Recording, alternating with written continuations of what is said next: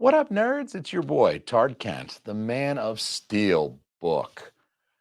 Shout Factory slash Scream Factory have just announced their July 2024 releases. It's exciting. I think I'm also having a stroke. Do I have both hands up above my head? I'm lifting both hands, right? No, I just mispronounced a word. And that happens. But I'm going to just keep rip roaring right through this. Start over, be professional. Never me. Never been accused of being professional. So we got some kind of exciting things coming up from Shout slash Scream Factory that you people might be interested in. And I don't mean anything racial by calling you people, whiteys. Dark Angel on 4K. This is a Dolph Lundgren film from 1990 where he plays a renegade cop. It's like nothing you've ever seen before. This feels like something I'd have watched the shit out of in 1992, right? Like 10-year-old me would have been like, yeah, it's fucking awesome. It's fucking midnight, and my grandparents have Cinemax, and we're fucking watching Dolph Lundgren. And I'm just hoping there's like a classy booby shot in that movie because they're gonna get me on that. We've got also coming out. This one's very interesting. The Red Sonja Collector's Edition Blu-ray. I saw this and I thought, didn't they already release this shit like a year ago? It turns out they did. I was right, but that was in the UK, so I was kind of wrong. But they released it in 4K. So we got a little issue here where there is a 4K region free UHD Blu-ray of this film that's available. You could get it on the internet. It's out there. I was looking for it earlier, and prices aren't even really that crazy. Like $40 and maybe a couple more dollars for shipping, and you can get your hands on this 4K steelbook as a steelbook. So really, I just can't bring myself to get like super excited about this because of the 4K steelbook that's out there. This is just a Blu-ray, so there's already people online talking about like, well, why would I buy a Blu-ray if I could get my hands on a 4K? Why would I buy a Blu-ray now if the 4K came out like a year ago and maybe I already bought that? I heard a lot of people saying that they'd already bought that. So it's likely like a licensing thing. Warner Brothers owns the license for Red Sonja in the US. And so like it's probably they just can't license the 4K version. So I don't know. I don't know what the deal is, but it would have been pretty cool if they released this one on a 4K. And since the 4K does exist, Shout Factory is usually pretty good about putting out 4Ks. Not always immediately. Sometimes they'll put out a Blu-ray and then you'll get the 4K down the line a year later or 2 years later. They're kind of doing the Criterion model in that sense, where put out a Blu-ray in 2017 or 2018, and then 2024 will release the 4K. So they give you a little time to kind of lull you into this false sense of security. Like, well, maybe it is just going to be a Blu-ray, and then you buy it. And it's like, boom, 4K gets announced. Fuck. So if the special features kick ass on this one and it's priced right, then maybe it's worth going out and buying this thing for $25 instead of the 4K steelbook for 50 or something like that. So you know, again, maybe we get a 4K of this in the future, maybe even a 4K steelbook, so I can go buy that and piss my wife off. Interestingly, they're also going to be releasing Who's That Girl on Blu-ray, and this is what the fuck I am actually talking about. A movie from 1987 starring Madonna. Sign me the fuck up. Look at her goddamn eyebrows in this pic. Jesus Christ, they're so dark. While she's got this like platinum blonde hair, and it looks so fucking weird, but it is a sight that I immediately associate with 80s Madonna. Those eyebrows alone fill me with nostalgia. Those are nostalgic eyebrows right there. It's a Shout Select title. This is going to be an easy $20 purchase for me. I mean, I might not buy it first month it comes out, but like, Shout runs those sales a couple times a year. They knock off 40%. I'm thinking I'm going to be able to get my hands on Who's That Girl on Blu-ray for around $12 if I'm patient. And Lord knows I'm patient. All right. Storytelling is being released on Blu-ray. This is an interesting one. It's a film I haven't seen from director Todd Solondz. Solondz. I don't know if I'm saying that right. Sue me. Todd, give me a call. Tell me how to pronounce your fucking name. He's the guy who directed Happiness and Palindromes. If you're familiar with those movies, they're kind of fucked up. Like, don't watch them with your kids. I'm definitely going to wait till my daughters are at least 8 years old before we watch Happiness and Palindromes together. Okay. So he's pretty well known for his edgy subject matter. Um, you know, incest, why not? Masturbation, pedophilia, like his topics are, definitely get you demonetized on YouTube. Let's put it that way at the bare minimum. I'd expect something from storytelling, despite the fact that I haven't seen it. It's got Selma Blair in it. So, if you're into that kind of thing, and it's got like 2001. This film came out in '01.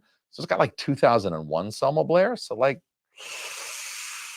not bad. I'm just going to say that is a selling point in my book, at least. But I would expect this to be kind of boundary pushing, a little bit edgy in terms of like taste and norms in kind of an art house way. Like sort of takes itself seriously, maybe bordering on pretentious, maybe a little bit of self fart sniffing, a little bit. But I'm not familiar with Todd Solondz's work, so you know, I know of it, but I'm not well versed. So you get what you get, and you don't get upset, as my 4-year-old likes to say, with storytelling. You go out there, you buy it, and if it contains um, masturbation while taking the Lord's name in vain, hey, I tried to warn you.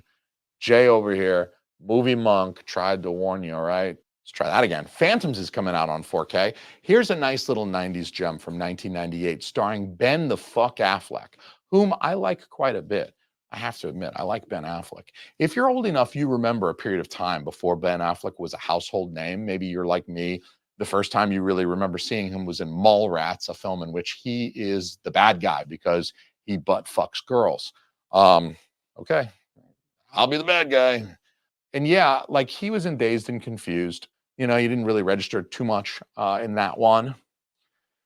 So it was really his creative involvements with Kevin Smith, his work on Good Will Hunting, that kind of made him a star. And for the most part, it's been that way ever since. You might remember that early period of his stardom in the kind of immediate wake of Good Will Hunting. It was the late 90s, 98, 99. He put out shit like Armageddon and Reindeer Games and this lovely film, Phantoms, in which he plays the sheriff of a town in Colorado. In 1998, Ben Affleck was 26 years old. Have you ever seen or heard of a sheriff that is 26 years old? I'm not buying it. Not a sheriff. He's not even a sheriff's deputy. It's not like he's a sheriff's deputy. He's like a full-fledged fucking sheriff. That's not an elected position. There's no such thing as a sheriff that young. I don't believe it. I mean, maybe it happens 1 in a million. I don't know. Maybe if everybody else dies and the only guy left on the force is 26, he's got to be sheriff. I don't know. But again, I've had my fair share of run-ins with sheriffs. I know. I've been to court. What do you want from me? They're old. They're all old dudes. You know what I mean? 50% of them alcoholics. I mean, Hopper from Stranger Things feels like a sheriff. Ben Affleck, 26-year-old Ben Affleck, um, graduated high school like 4 years before this fucking movie was made. He doesn't feel like an alcoholic. Anyway, that's my only complaint about this film. It's going to be a gem, I promise you. Here's one that I'd like to complain about, though. Oh my God, steel yourself for this, okay? Usher your young children out of the room if you're not listening to this in earbuds, because Shout Factory is releasing Evangelion 3.0 plus 1.11 Thrice Upon a Time on 4K Steelbook. I need to take a deep breath because that title, that name of a movie, I want to like Evangelion. I really, really want to like Evangelion. There are so many weebs on the internet that love this shit. It's the best shit. It's like the greatest thing they ever saw in 1997. I tried so hard to like Evangelion. I've seen every episode. I watched fucking Death, Rebirth, whatever, all that confusing shit. Everything on Netflix I watched. But I cannot bring myself to like a franchise that gives its films names like Evangelion 3.0 plus 1.11 Thrice Upon a Time. It is total horse shit. This is nothing short of complete pretentiousness. Why are there decimals in your film title? Why do you have to put decimals in your film title? Like your fucking E equals MC squared. Why do I have to do math to figure out if this is the third movie or the fourth movie? 3 sounds like the third movie, but 3 plus 1.11 equals 4.11. Is this the fourth movie? Is this the third movie? Is this 4.11? Did you release the fourth movie and this is like a newer version? This is like an updated version, like a fucking operating system? Jesus Christ, it's a story about an autistic kid piloting a giant robot. It should be fucking simple. But no, you've got to put decimals in the title. And the giant robot he drives might also be his mom. And the other kid that's more autistic than him might also be his mom, but like a clone. So they're the same age and he could potentially fuck his mom. He doesn't, I don't think, but maybe he does. Maybe he wants to. It's Oedipal. It's deep. It's meaningful. It's very significant, guys. He pilots a giant robot. He wants to fuck his mom and he's retarded the rest of the time. Okay. I cannot fathom how anybody can enjoy this shit with the layers of pretension just heaped over this whole fucking thing. I don't even really like talking about this film franchise. It's the film franchise version of sniffing your own farts. Evangelion is a giant jar of fucking Hideki Anno's farts. He just farts into this fucking jar, and every now and again he opens it and fucking sniffs it on steelbook. The art for this release sucks too. Look at this. Look at this bullshit. It's terrible art. It's bad art, but it's a steelbook, so I've got it on pre-order. Also, we're going to see another steelbook, Natural Born Killers, on 4K in the director's cut. This is one that I actually probably will buy because it's time to watch RDJ get popped again. You know what I'm saying? Like that's a fun ending to a film. They shot fucking Iron Man. It's a steelbook. We all know I'm going to pre-order this bitch right here. Even though I'm not a huge fan of the cover art, I'll be honest, the cover art feels a little lazy. I will say that a lot of the Shout and Scream Factory steelbooks, I don't always love the cover art. A few years ago, they were doing more original cover art for their releases when they were doing a whole lot of Blu-ray steelbooks. They had some good, original cover art that wrapped around the steelbook quite nicely. But I feel like the last couple of years, I think they've changed direction on their steelbook art, and it's been a lot more generic. They've been reusing a lot of art assets that you've seen before or very close to stuff you've seen before on movie posters, etc. So, I want my steelbooks to be custom. I want them to be well done. Don't reuse the movie poster art, and don't give me something like fucking Evangelion. Don't give me fucking Evangelion. Why the fuck would I buy that? Ali G into House is coming to Blu-ray. This is a film I haven't thought about for a long time. I own this film. I bought this film in, like, I don't know, 2003 on DVD, and I think it's still behind me somewhere. But for as much attention as his Borat character wound up receiving in the mid 2000s, I still think Sacha Baron Cohen's greatest creation was his Ali G character. I never quite liked this film as much as Ali G's interactions with non-actors. He had an HBO show. If you're not familiar with it, please go familiarize yourself with the Ali G show from HBO, and even the version he did before in the UK is quite good. He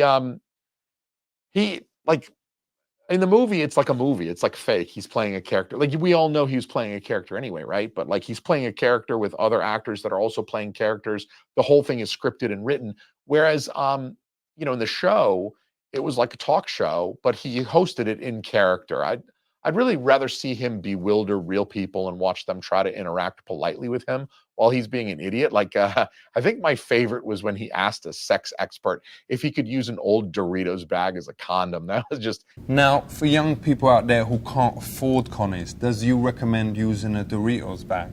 Like that shit killed me in the early to mid 2000s because I was young then and I was an idiot. I'm still an idiot, but I liked that sort of thing. I still like that sort of thing, but we'll see how this one looks on Blu-ray. I don't love the cover of this one either. It feels just low effort artwork from Shout Factory.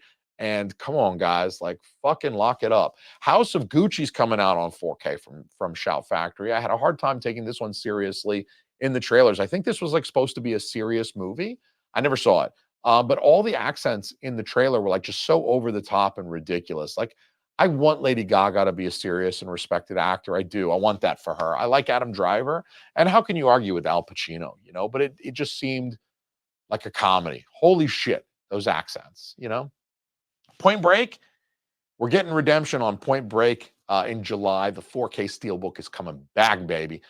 This looks very much to be like a reissue of the formerly exclusive to Best Buy Steelbook that was released, I think, December of last year of 23, which is good because I didn't buy it from Best Buy last year because I was at a point in my relationship with Best Buy where they could go fuck themselves. They could kiss my whole ass. And I couldn't be bothered to line up every single pre-order on their website. I just want to be able to walk into a store and make an impulse buy. And Best Buy was really, at that time, making it very hard with their Steelbook releases. They were entirely too limited, in my opinion. It made it very difficult to just show up at Best Buy on a Tuesday and like see what Steelbooks were sitting around. Um, just because I missed the pre-order 3 months earlier or whatever. I don't want to be pre-ordering everything because then Best Buy doesn't charge you till the fucking day they ship. And then, you'll pre-order something and then 2, 3 months go by and then you'll get hit by a fucking thing on your card and your wife will say, what did you fucking buy at Best Buy? It was $30. You spent $30 at Best Buy again, motherfucker. Because if you get hit by those pre-orders, if you get them like boom, boom, boom, you get like 3 in a row, like week, week, week. And then, your wife is like, motherfucker, what's going on, dog? Because like 1 is cool, but 3 is overkill. You need to choose which movies that you want to fucking. So anyway, you don't want to deal with that. I didn't want to deal with that. I just want to, let me just sell some drugs on the low key and then fucking go into your store and buy things with illicit cash. Come on. Jeez, people. So I'm glad they're bringing this one back. I'm gonna have a second crack at it. Just today, I saw a scalper, in fact, trying to sell a dinged up copy. It was a steelbook that had like, a little dents along, and it wasn't like trashed, but it definitely was not in perfect condition. They're trying to sell it for $80. So it'll be nice to see that come to an end. Like, fuck those guys. Like a dinged up steelbook for $80. Get the fuck out of here, you greedy fuck. So I'm gonna try to correct my mistake. I'll pick this shit up in July, but I'm still not pre-ordering it. I'm going to pick this up if I can go find it in the store, or maybe I'm placing an Amazon order and then I'll drop it in the cart. But I ain't going to I don't fucking pre-order this. Here's the big one, guys. UHF is coming to 4K. This is the one that's got everybody excited. It's fucking Weird Al's movie in 4K.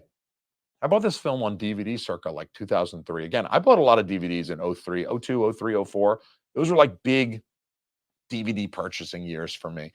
So I'm due for an upgrade. Shout Factory put this one out on Blu-ray around 2014 or so. So again, it's a double dip, but at least they had the decency to wait a decade before they dropped the 4K on us. So if you bought the Blu-ray back in 2014, you can't be upset because there's a statute of limitations on this thing. If they'd put the Blu-ray out last year and then they dropped the 4K on us this year, yeah, be pissed. Get pissed off. Get the pitchforks and the torches. We're going over to Shout Factory's house. We're going to drag them out in the middle of the night, right? But, the Blu-ray was 10 years ago, so you got to get over that. People have lived whole lifetimes in that amount of time. So, I didn't get the Blu-ray in 2014. I was like balls deep in my streaming only phase at that time. I was being cheap. I'm looking forward to revisiting this in 4K. It's been a long time since I've seen it. It's been at least a decade since I've seen this. But you also have to ask yourself, Shout Factory has been pretty good about putting out steelbook options. I mean, just this month alone, we're getting what, 3 steelbooks? I'm wondering if some of these 4K options like Phantoms, like UHF, like Dark Angel, I'm wondering if maybe, they do okay sales-wise, and maybe Shout Factory thinks, let's go ahead and drop a steelbook on everybody 3 months down the line or 4 months down the line. So I'm gonna wait on UHF. I'm not gonna get it in July. I'm just gonna like let it ride. Let it ride. Let's see how it does. Let's see where the fanboys get the sales, and then maybe Shout Factory comes at me with a 4K steelbook, and then that's an offer I can't refuse. So that's the July slate for Shout Factory, y'all. Personally, I'm a little bit more excited about Point Break on steelbook than UHF, but I'm buying them both anyway, so fuck it. Peace, motherfuckers. Let me know if you're excited about any of the shit. What are you gonna spend money on besides drugs? What are you gonna spend money on in July? Holler at me. Let me know. Peace, motherfuckers. Ooh, this one's very slippery.